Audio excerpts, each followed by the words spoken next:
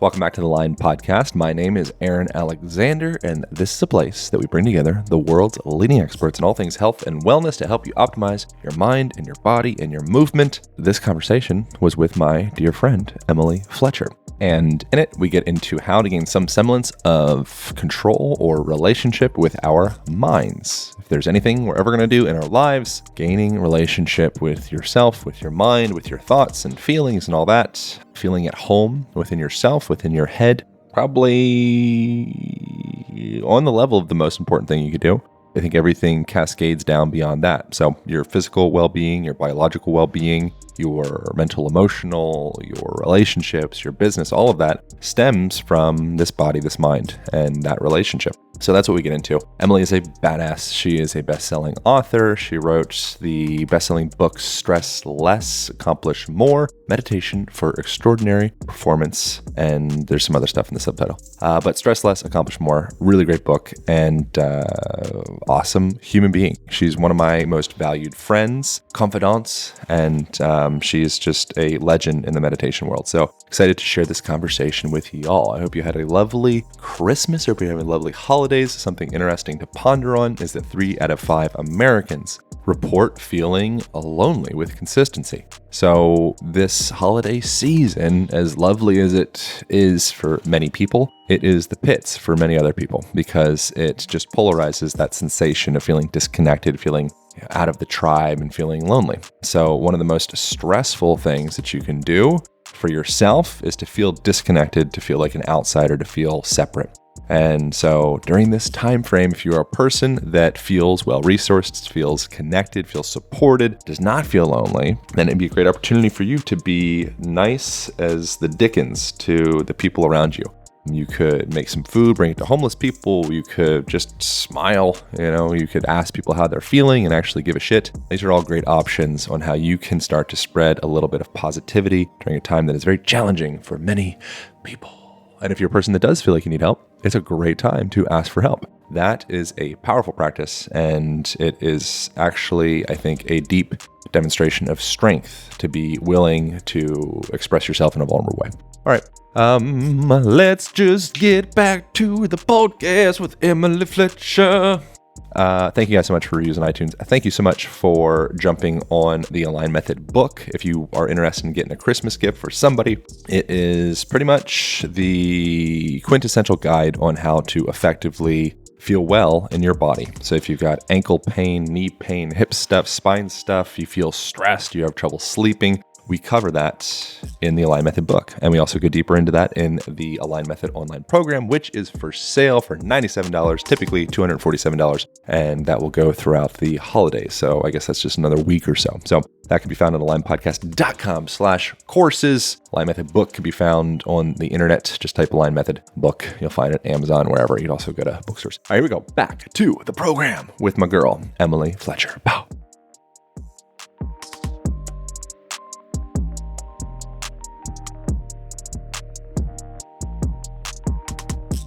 Thanks for making time to have another moment with me. I want more moments with you. We got you. to keep doing moments. All the moments I can get with you, I'll take them. How is your mind these days through all of this pandemic-ry and such? Pandemic-ry. Yeah. Really, really good. I feel very happy right now. I feel very grateful. And I'm in this story of look how many things we were taking for granted.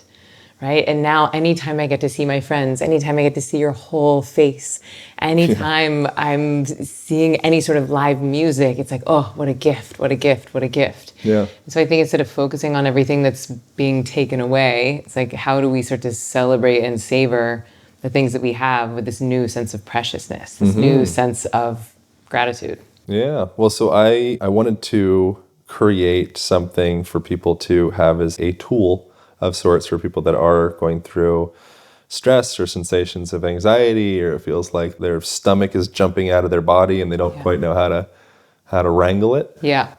Because it's something that I've noticed myself going in and out of, and it's a really fascinating experience to witness pent up, unbound energy inside of my body. Because I think for a good chunk of my life, I've been kind of comfortably numb in a way, where I've been navigating, operating more in this like outer third of myself that was pretty well adept at seeming like it was like, went all the way down to the core.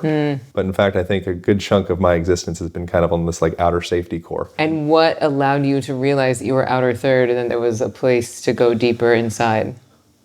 Well, I've been aware that, growing up, I had some various different things that would seem as though like, oh, that would have to traumatize me. So like my dad was smoking crack and he went to prison and, come home with like bullet holes in the car, and he was bipolar and completely insane.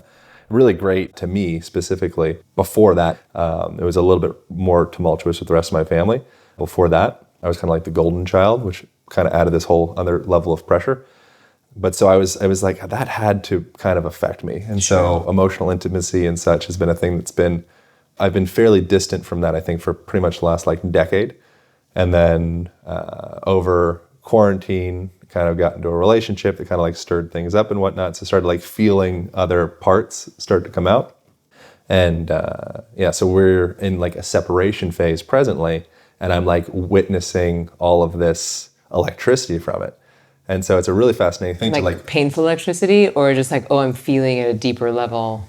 There's certainly been times where I've actually felt like, oh, it'd be way more convenient just to like break a leg, and have like cool like tendons and bones, and like they're like, okay, here I am. I know how to heal that. Yeah, I'll heal the shit out of this. But it's a very interesting sensation to have this kind of more like nebulous sensation. It's like it's hard to put your finger on, and sometimes it feels totally detached, easy, optimistic, all that. Mm-hmm. And then certain moments there'll be like all of a sudden this like wave where I'm like, oh. yeah. And ultimately I think it's actually like really great. It's for the best and all that stuff. But what I've noticed with that, the reason I'm giving you all this story is I've witnessed this new experience of like, it feels like nuclear fission in a way. So I think when we come together in relationship of any sort, it could be business, it could be the person, maybe yourself, whatever. It's almost like nuclear fusion, and you get all of this energy, and typically it's channeled into like, vacations and smiles and sex and whatever. And then that comes together, and then there's the decoupling, which is like nuclear fission. And then there's this new release of energy. Mm-hmm. And then it's like this experience of understanding how to navigate that, mm-hmm. be able to channel that into something that actually, doesn't just make you catch on fire, but you can actually like use it to combust yourself to somewhere beautiful. Yeah.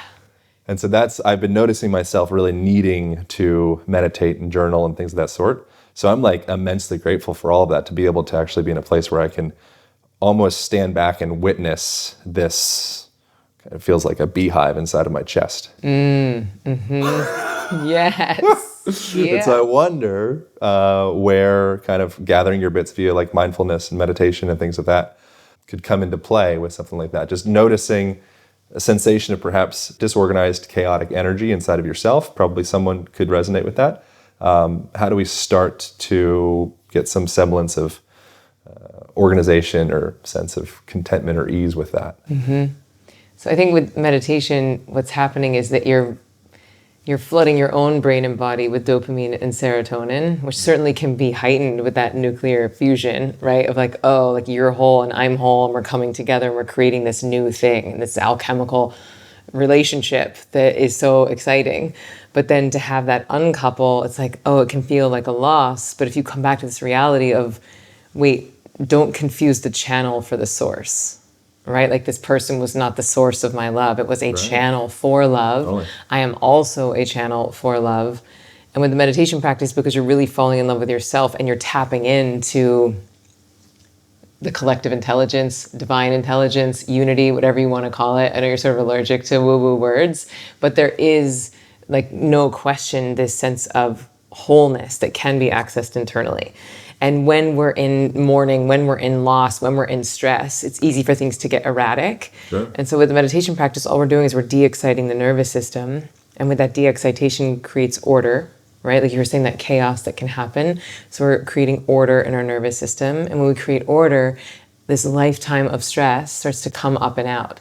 And, forget about all the childhood stress we're all dealing with. Now we've got this sort of global pandemic, it can be re-traumatizing for people. And then any sort of interpersonal relationships that are happening on top of that, homeschooling your kids, the divorce rates are higher than they've ever been, economic insecurity, whole industries changing, these can add layers of trauma on top. Sure. And so it's like, how do we really come back to source? How do we access that fulfillment inside of us? And in my experience, meditation is just the fastest and most consistent way to do that. But you can't wait till shit hits the fan in order to meditate, right? Now, sometimes that's like the last resort for people. And if that's the rock bottom that makes you start meditating, then fine. But the way to not keep getting back into rock bottom is to make sure you have a daily practice, right? Like every day, no matter what, even when you're sad, even when you don't want to feel the feelings, it's like, I'm going to close my eyes. I'm going to sit with myself. I've actually found it convenient to have some seemingly like an intense feeling to be able to sit with. Whereas I think that throughout a good chunk of my, and I'm probably still comfortably numb in some capacities that I just haven't like witnessed those parts yet.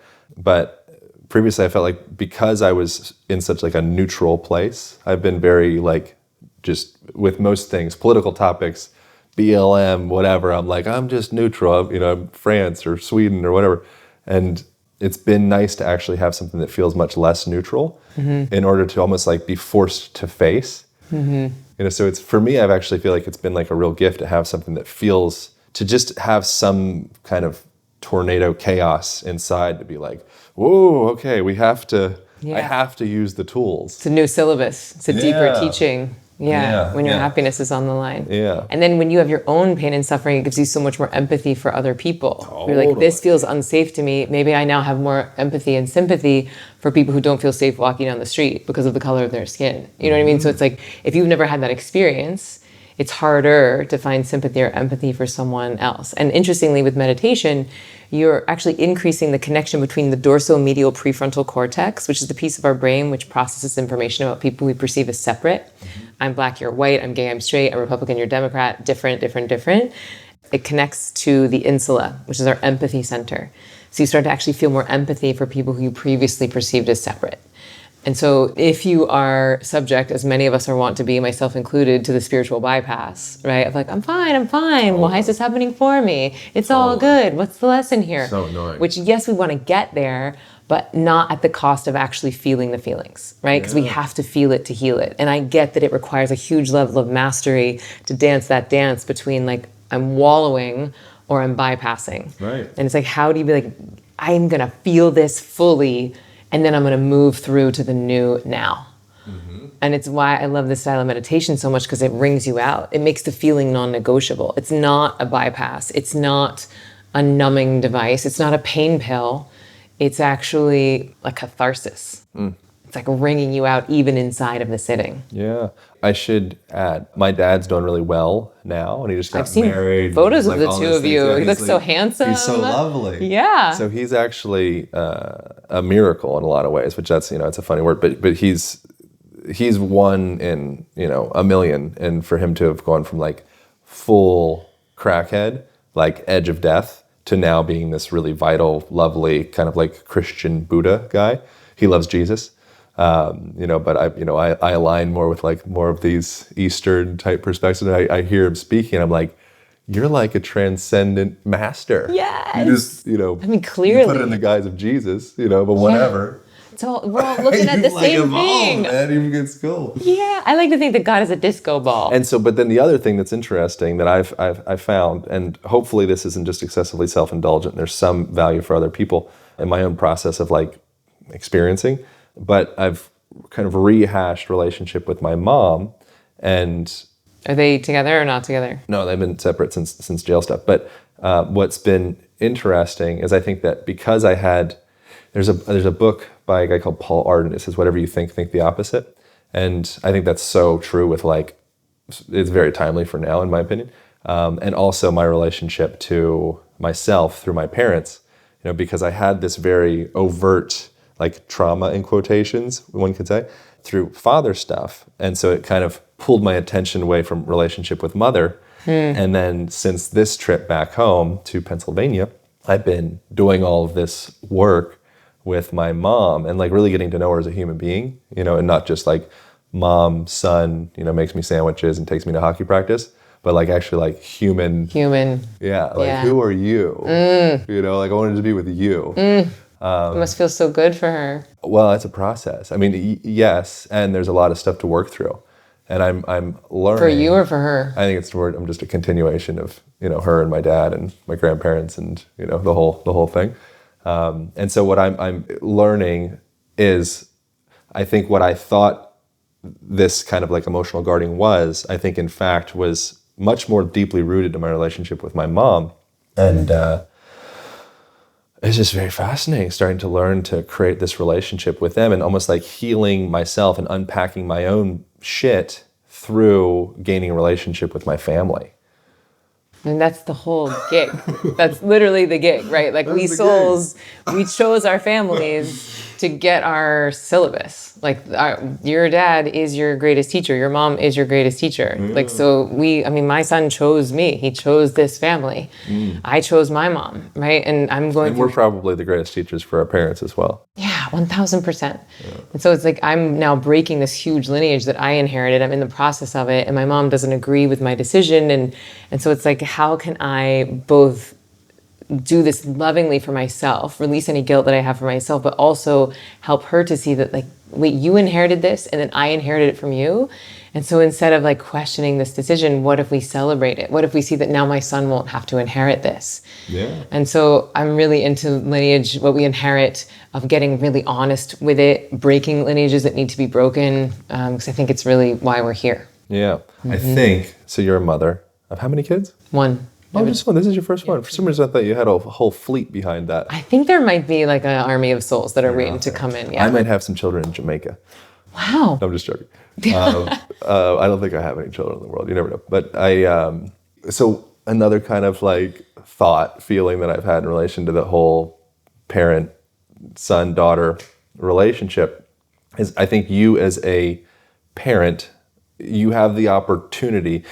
Your kids don't learn from what you do, or, you know, you making them sandwiches and you've taken them to practice and, you know, all that stuff, like your actions, nearly as much as from who you are, I think. You know, and so if you're a person that, as a parent, superficially, you're doing all the right things, but you still have your own baggage that you're holding on to, like that infuses into your kid. And then your kid has the opportunity to do the work for you, I think. You know, so whatever, I think, I'm just like tinkering with these fields as I'm kind of going through them.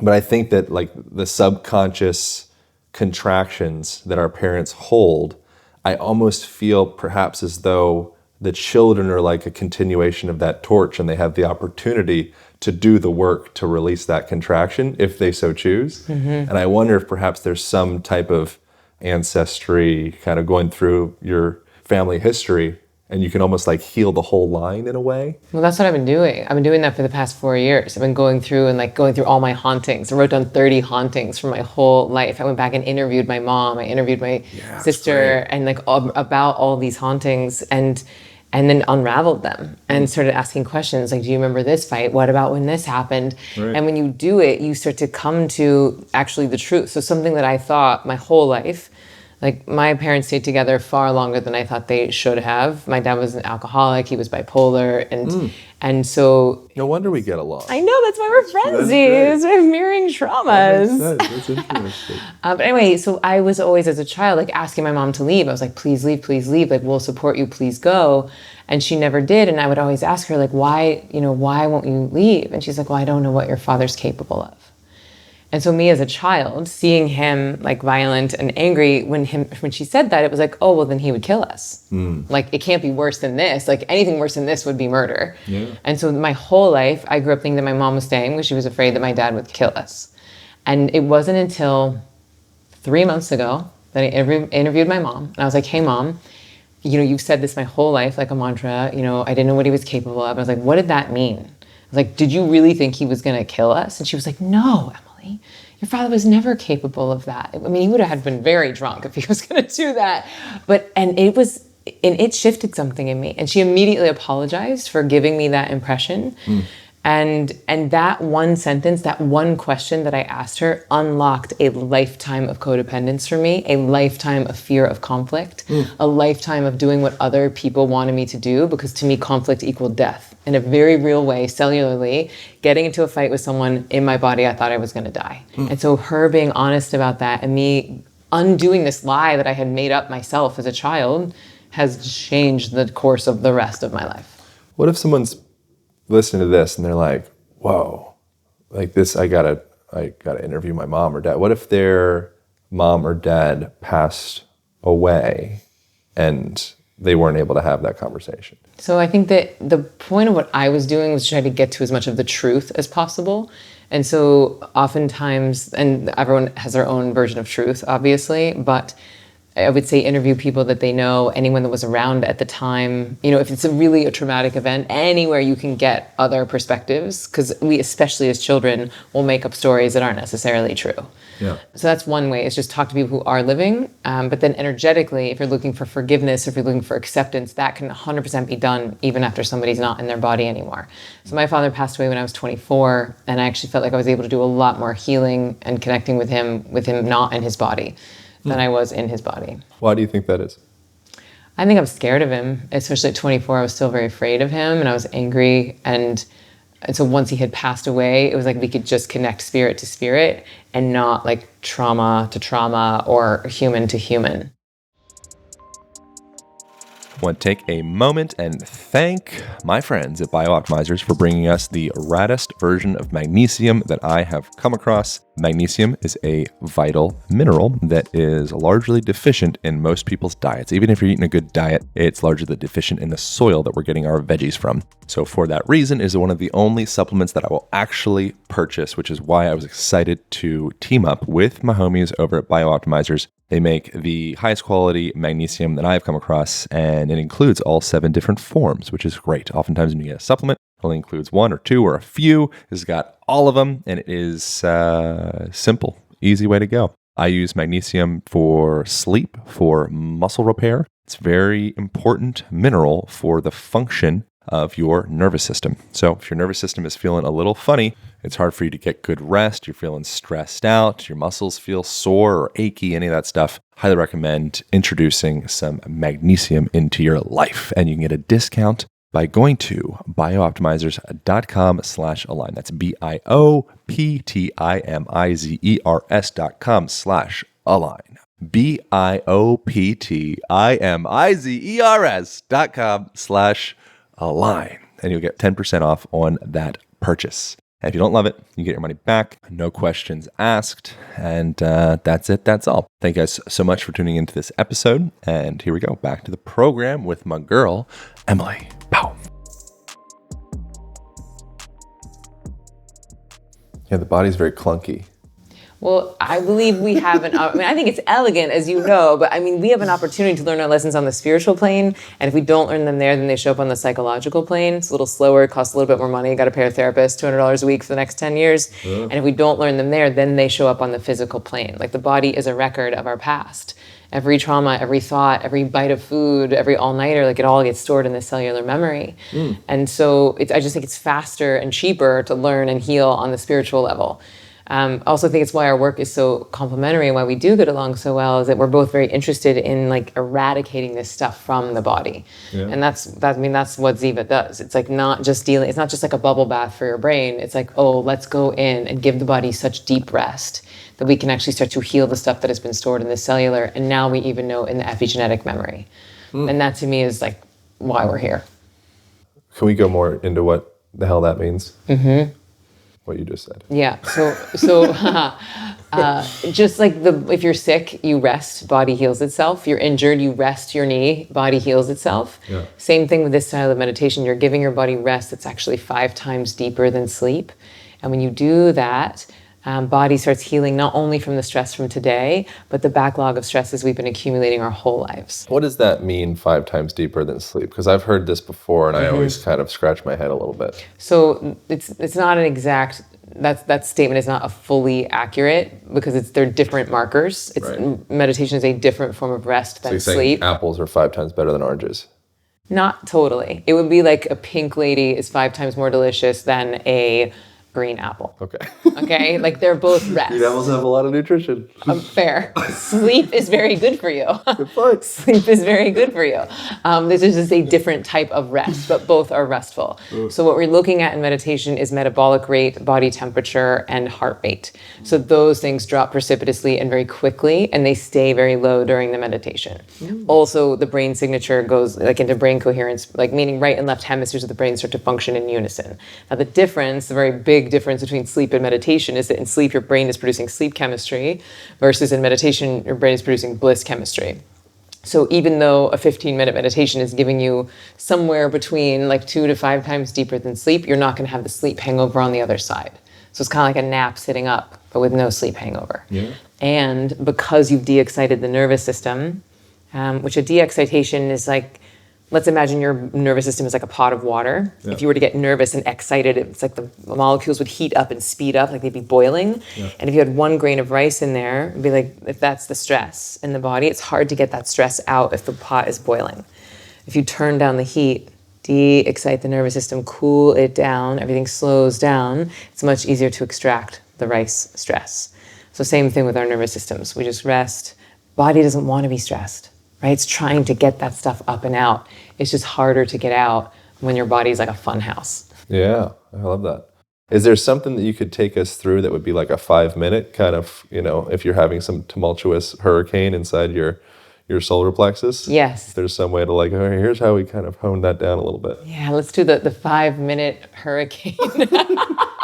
You rolled off 5-minute hurricane meditation. Yeah. Okay, so I think we'll start with something called balancing breath. So we talk a lot about the right and left hemispheres of the brain, and also it's a little physical, so that'll be nice. So we'll do that. It'll help to de-excite the nervous system, balance things out, and then we'll move through just like peeling away the layers of emotion and giving us the tools to not spiritually bypass, right? Because you and I really like to bypass, I think, that comfortably numb piece. Yeah. And just like sit in it and feel it fully, knowing that the more we feel it, the faster we can move through to the new now, truly. All right, so let's take our right hand.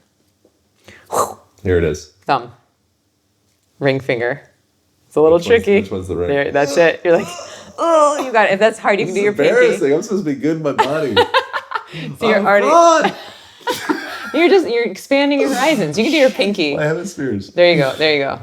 Oh, you got it. Okay, so close your right nostril with your thumb. Right nostril, thumb. Yep, you got it. And now exhale through your left nostril.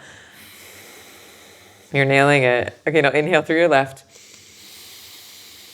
When you get to the top of this inhale, 1 more sip of air. And you often follow along with us at home. Switch sides, closing your left nostril with your ring finger. Yep, you got it. Exhale through the right nostril. When you get to the bottom of the exhale, float there for just a moment, and then allow that breath to fall into the lungs, fall into the belly, inhaling through the right nostril, taking the biggest inhale you've taken all day. When we get to the top of this inhale, 1 more sip of air, floating at the top for just a moment, and then switching sides, closing your right nostril with your thumb and exhaling through the left nostril. Letting your brow soften, your jaw soften, your shoulders drop. When you get to the bottom of this exhale, bravely floating in that space between, and allowing the breath to fall into the belly, into the lungs, taking the biggest inhale you've taken all year. Inhaling through the left nostril. Breathing space into your belly, space into your heart. When you get to the top, 1 more sip of air, floating in the space between. And switching sides, exhaling through the right. Again, brow softens, shoulders drop, belly softens, legs get heavy. And this time we're going to do 1 more cycle, this time engaging your imagination. So as you inhale, imagine the breath and energy coming in through the base of the spine. As you inhale, imagining this energy traveling all the way up through the spine. When you get to the top of the inhale, 1 more sip of air, and then switching sides, and imagine sending this breath and energy right out through the top of your head, right out through the very top of your head, sending that breath and energy through the universal chakra as we exhale.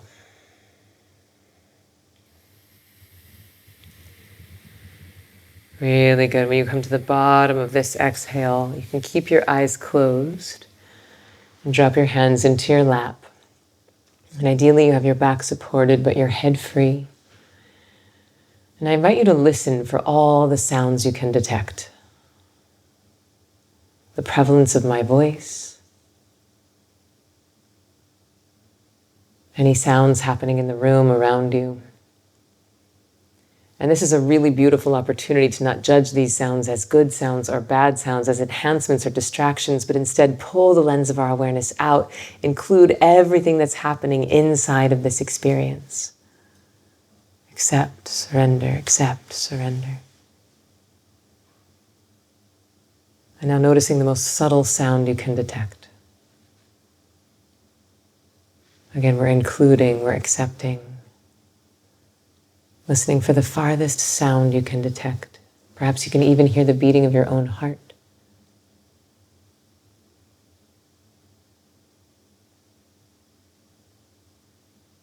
Really good. And ever so gently bringing your awareness to your sense of touch. Just scanning through the body and noticing what's the most prevalent tactile sensation happening right now. Can you feel the weight of your body against the chair? There may even be pain happening in the body. Instead of trying to deny that, instead of trying to avoid it, can you lean into that sensation? Allowing your awareness to rest right in the center of the most prevalent tactile sensation.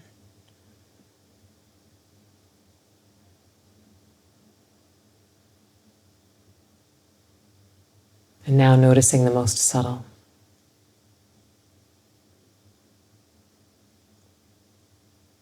Can you feel your clothes against your skin? Feeling the breath as it enters and exits the nostrils.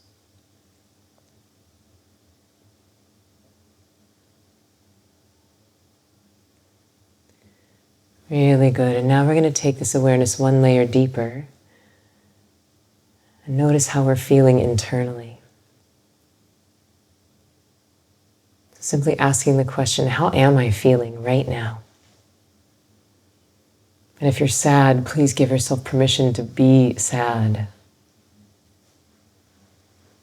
If you're angry, giving yourself full permission to rage.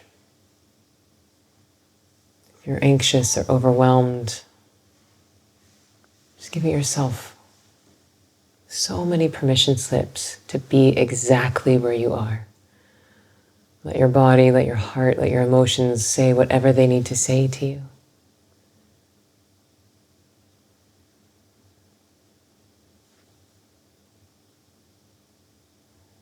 Life goes so quickly. We've been trained so professionally to not feel our feelings. So to take these few moments for yourself is really such a gift. Our body is always communicating. Our emotions are always communicating. The question is, are we listening? Taking this moment to tune into yourself and listen, how am I feeling right now?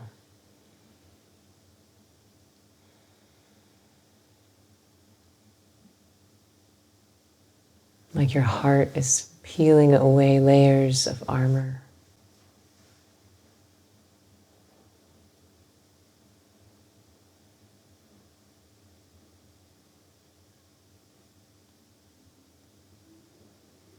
Whenever you feel like you've heard whatever your body needs to say, on your next inhale, I do want you to imagine that a beautiful, bright white light starts pouring in down through the very top of your head. And it pours through your head all the way down into your heart. And imagine filling your entire chest cavity, your entire heart with this beautiful white light streaming down from the top of your head. And with each inhale, this white light gets more bright. It starts to spin faster. You may start to feel a bit of a buzzy, tingly feeling in your heart. And as you inhale, imagine that sensation moving all the way down into your fingertips, all the way down into your toes, so that every cell in your body starts to charge up with the frequency of healing. so that every cell in your body starts to tune into the sense of connection. And one final time, taking the biggest inhale you've taken all decade, imagine this beautiful stream of white light pouring down through the top of your head, supercharging through your heart, and then radiating out all the way into your fingers, into your toes. And as we close, I invite you to take a moment of gratitude, thinking of 3 things that you're most grateful for right now. Feeling sun on your face, food in your belly, people who love you, air to breathe. Thank you, thank you, thank you.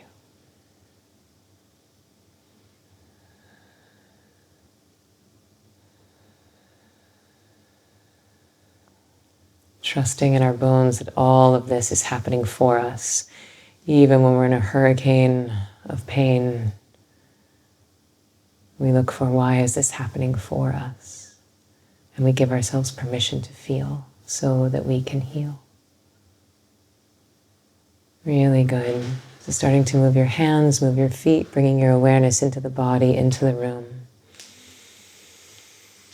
Taking a cleansing inhale, and in your own time, whenever you're ready, we can start to slowly, gently open the eyes.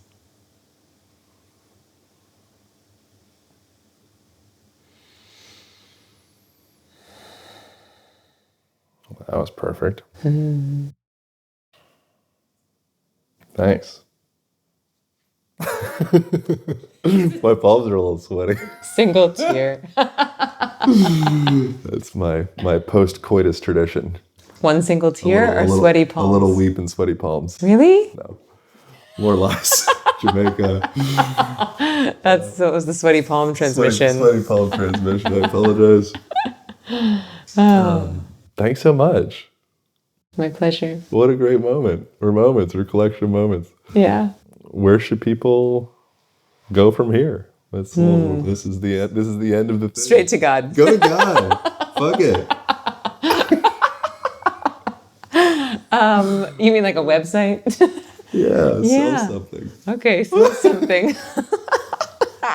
We've got so many things. We'll go Van and White. We got the book. We got the website. We've got God. We've got God. Actually, there is something I'm very excited about. Oh, yeah. So I've been working for the past 2 years with folks from Sesame Street and child psychologists from Harvard on what I really hope to be and plan to be the world's best meditation training for kids. It is going to be so entertaining. We created a whole puppet. His name is Z Bunny. Wow. And so it's this amazing course that teaches kids mindfulness, meditation, and manifesting. And I am over the moon excited to share this with the world. I think it's been a really challenging time for all humans, but especially kids. Am I in school? Am I out of school? I've got so much Zoom time.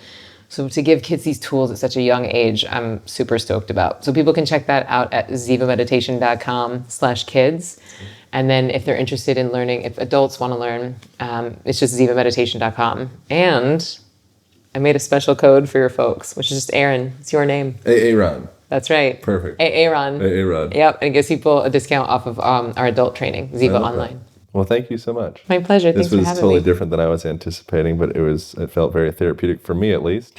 Hopefully there was some semblance of, I'm sure that, I would imagine that would be helpful for other people. I appreciate purely individualistically, that was very helpful. Good. I'm so glad. And I think the more raw and honest we are, we're all connected. We'll trust that this is coming through for the right reason, for the right people. I'm with that. All right. Off to God. Off to God we go. All right. Thank you all so much for tuning in. Over and out.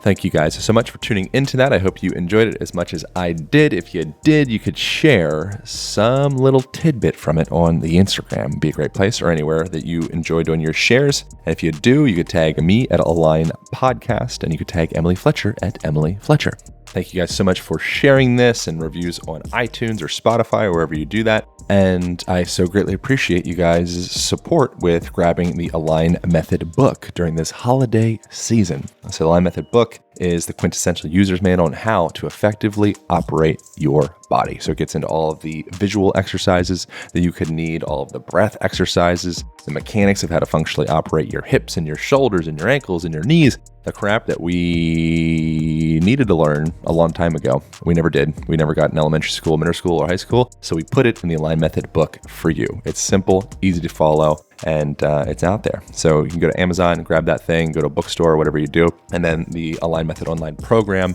is the continuation of that. If you're into having video instruction, you can find that at alignpodcast.com/courses. Okay, I will see you, or speak to you rather, in about 7 days. Thank you so much for tuning in. Pow.